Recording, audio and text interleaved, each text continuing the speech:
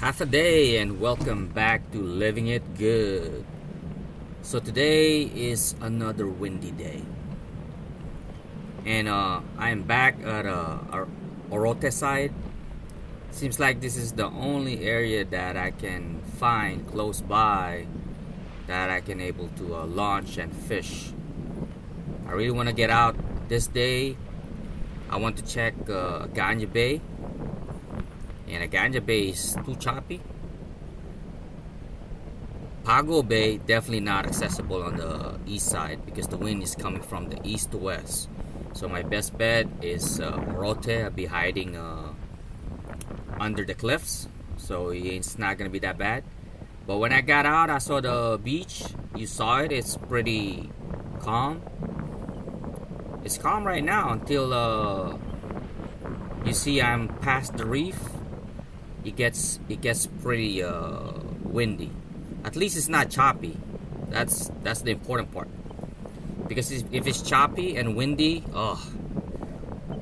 one of the unlikable fishing condition that you don't want to encounter, because you keep drifting, then your line going the opposite way, and you just drift so fast. Some of my drift are like 2.5 miles an hour, so it's a lot of back and forth on a kayak, pedaling, go back to the spot, jig, and when you're drifting too fast, you're gonna be missing some of the areas that you want to cover.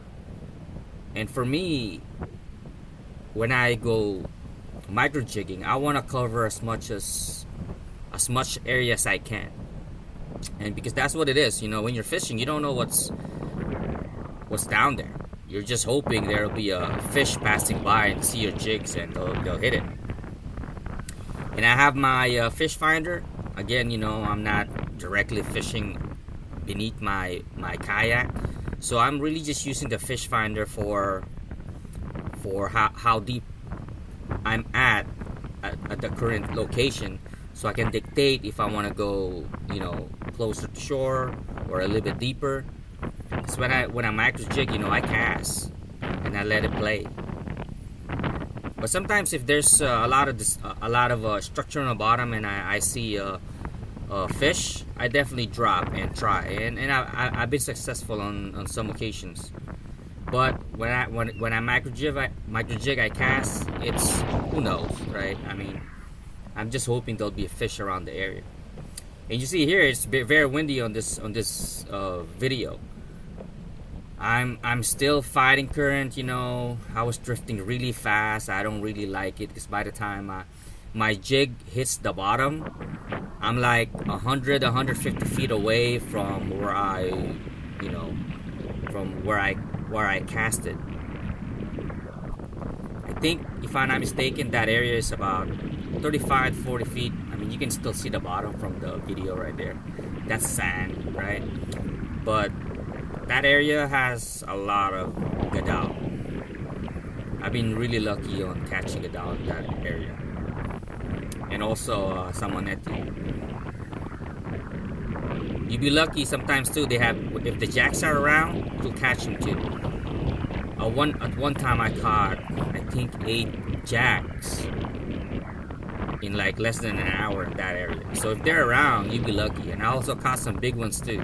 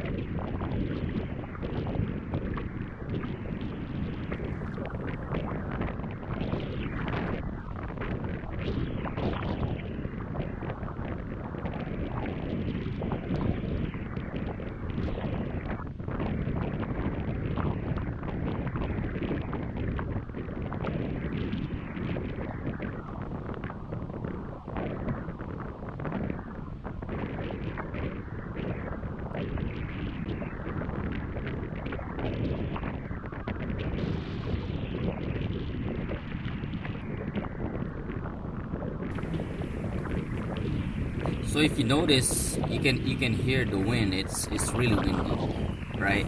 And I haven't got any hit with that jig, so I decided to change it. Maybe they don't like the color; it's not shiny enough. But normally, when it's really bright, sunny, and like that, you can have a kind of like a little bit darker color jig that I still get hit. But what the heck, I've been casting for a little bit, for a while there, and I was not getting any hits. So I changed my jig to something a little bit shinier. Maybe I'll attract more fish. I don't know. Maybe there's no fish around, right? Because again, you don't know what's on the bottom. You're just guessing. But I'm replacing my jig there with a really nice, look so real fish jig. It has double assist hook, and you'll see.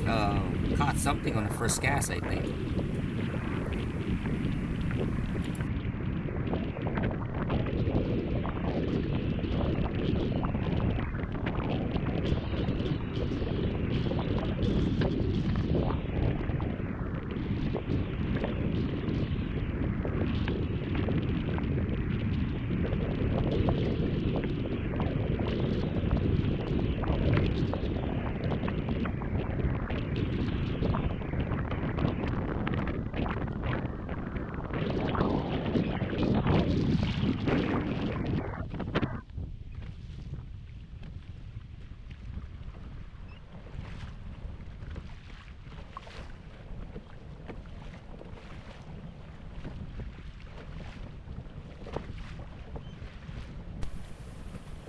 So what I'm doing there, I'm trying to get back on the shallower side. I drifted too far while I was changing my jig, and that's what sucks when it's too windy. You drift so fast, and it's a lot of back and forth, back and forth.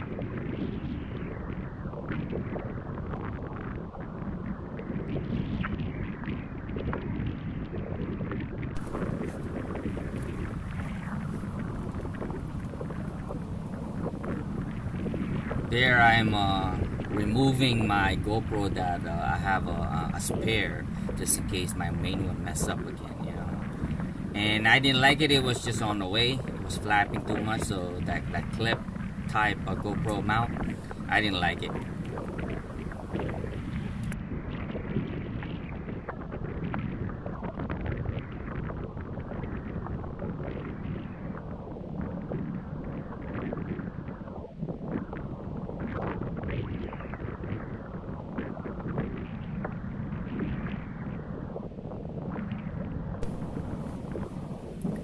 So the fishing was definitely slow. I decided to attach a fly because sometimes when the fish are just finicky, they won't bite the jig, but if they're around, they will definitely bite the fly. I've been experimenting, and so far, I can confirm that if they're finicky, they'll bite the fly, but they won't bite the jig. And if you're lucky, they'll bite both, and you get double.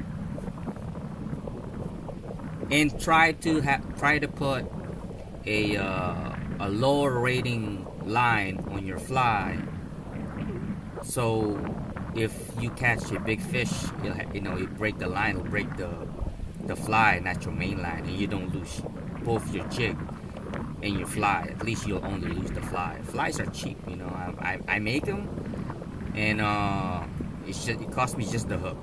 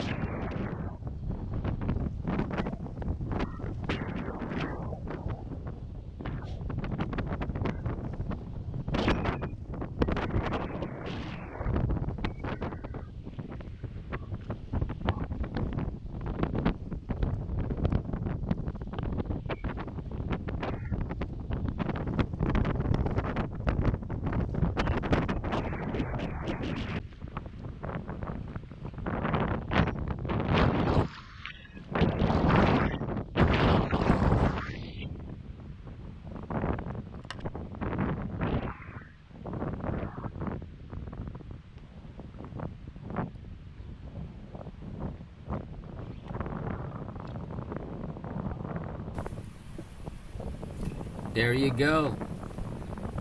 Caught a small salmonetti and you hit the fly, but not the jig.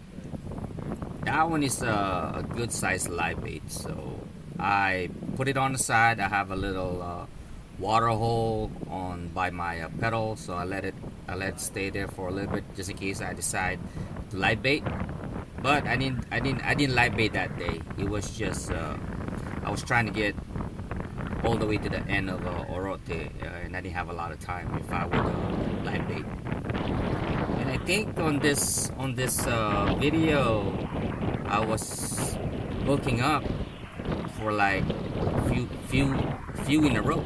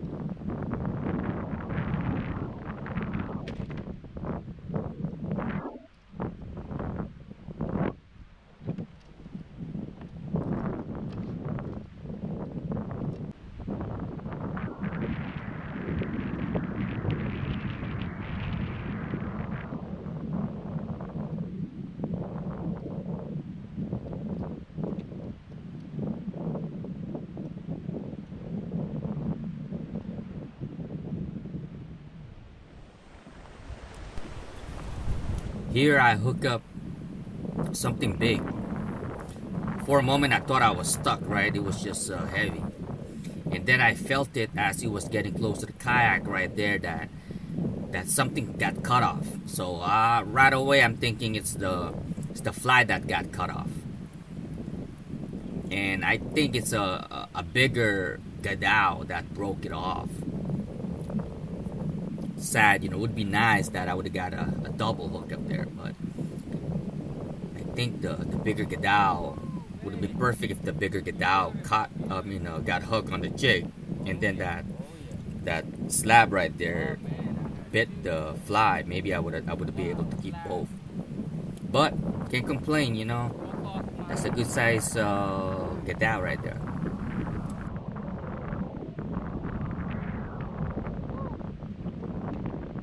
Slab, baby, slab.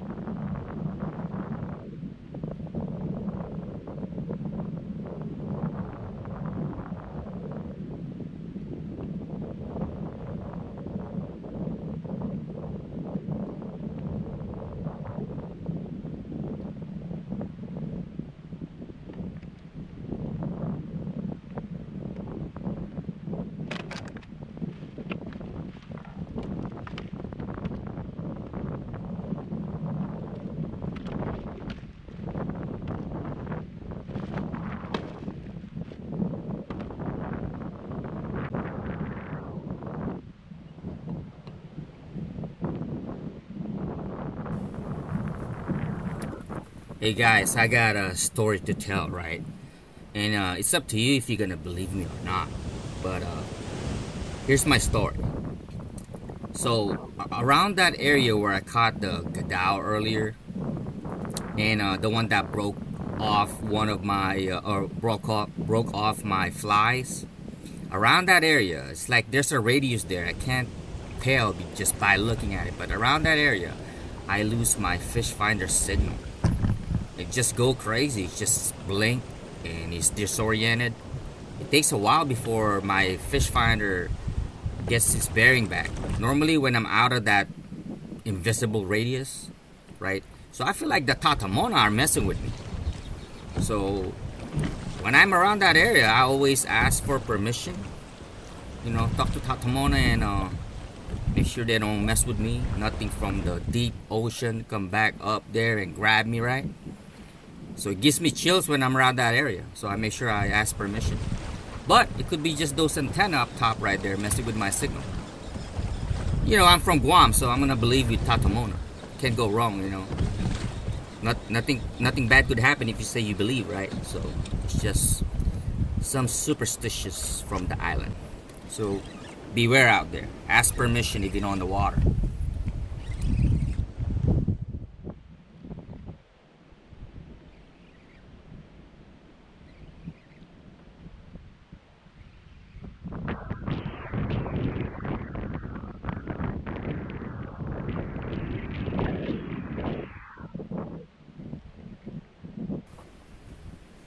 So I passed by that invisible radius again. Guess what? I asked permission again with Taotao Mo'na. And look what happened when I asked permission with Taotao Mo'na, right? I'm being respectful. I'm like, holy crap, Taotao Mo'na, they gave me some magic there. You'll see. Taotao Mo'na is real.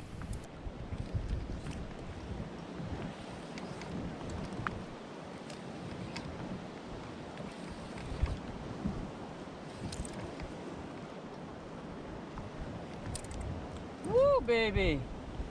That's what we're talking about. Woo, double.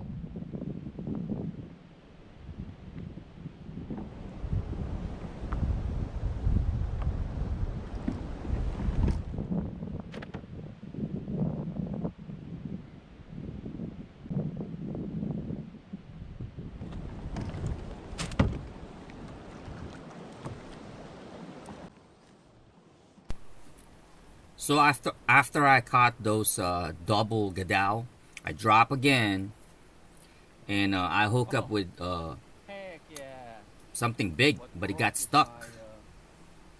And I thought I was gonna lose the whole jig, but I just lost the fly, which is still win-win for me.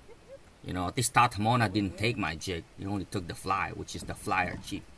Thank you, Taotao Mo'na. I can make another fly. Alright, going home, guys.